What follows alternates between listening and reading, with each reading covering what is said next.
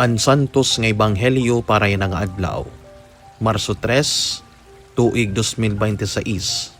Martes sa nikaduha nga simana han panahon ng Kwaresma. Kinuha kan San Mateo kapitulo 23 bersikulo 1 nga dayton 12. Nagsireng Jesus han mga tawo nga naniya mga tinunan.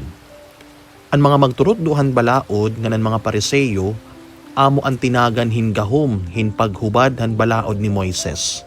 Sanglit, kinahanglan tumanon ngan sundon niyo an nga tanan nga ginpapabuhat ni Raiyo, kundi ayaw pagsubda an era mga buhat.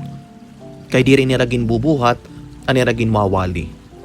Nagbubutok hirahin magbugat nga mga daradon kan era ini ginpapapasan han mga tawo. Kundi diri nga ni nagamit bisan naman la usa han era tudlo hinpagdarahito nga mga daradon. Ginbubuhat niraan nga tanan basila hinkit-an hirahan mga tawo. Kitaa, hinkahalapadan mga banda diin aadain mga sinurat nga mga bersikulo han kasuratan nga binutang ha era mga agtang ngan mga butkon. Ngan kitaa, hinkay-glabahan mga lagwas han era mga panapton. Karuyag nira ang gimamaupay nga mga lingkuranan ha mga kumbete nga nanlinain nga mga lingkuranan ha mga sinagoga.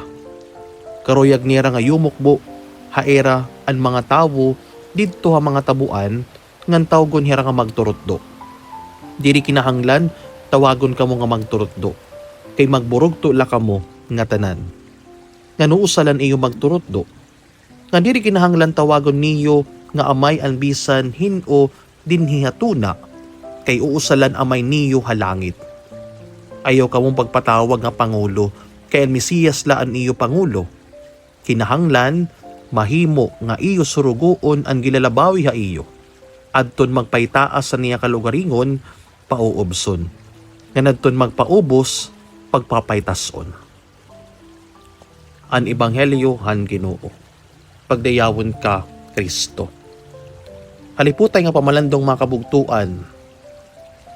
Mga kabugtuan, ang Ebanghelyo in magsusumat aton, niton aton Kristohano na kinabuhi, hindi rila may unong hinpaghibaro hiton kaburot o niton Diyos, base sugaron kita nga mag-upay kita mga Kristiyano. Kaya ano?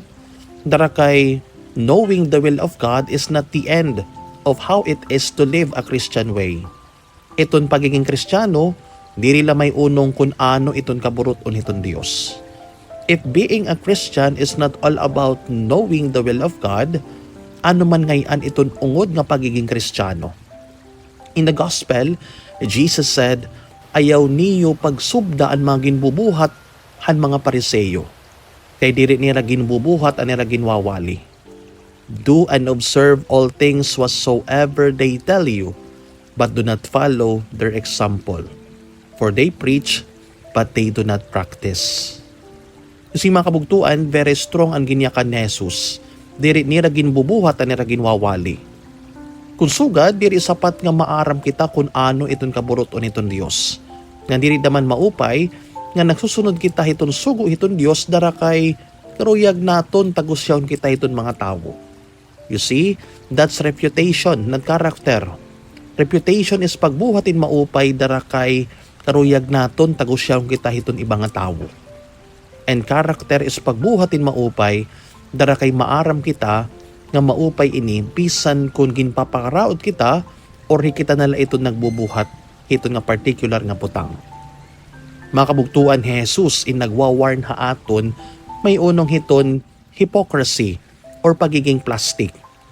Nga sana na ayon iton aton ka mag-aram hiton kaburot o hiton Dios, diriton aton pamatasan or ha aton pa sana naangay iton aton batasan, iton aton ka magka-Kristiyano.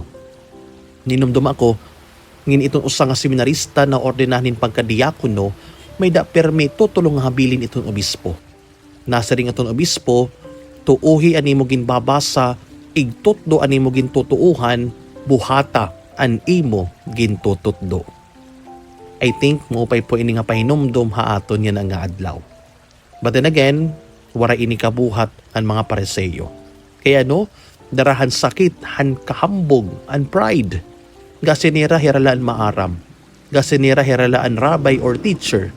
Ga sinira-hiralaan maupay, ngan kada buhat puro self-gratification para lahaira. Pero iton gintutudo ni Jesus amo an kabaliktaran, pagpaubos, humility. That is why, towards the end of the gospel, Jesus said, "The greatest among you must be your servant. Whoever exalts himself will be humbled, but whoever humbles himself will be exalted." Mas inaabat iton pagigugma ang grasya sa Dios, iton tao nga mapainomsanon. And that is why the very challenge for us today is to have a humble heart, mapainomsanon nga kasing-kasing. Salit, kumusta kaya iton aton kasing-kasing? Mapainomsanon pa ba? Or puno na hinkahambog ngan kaaringit? Amen.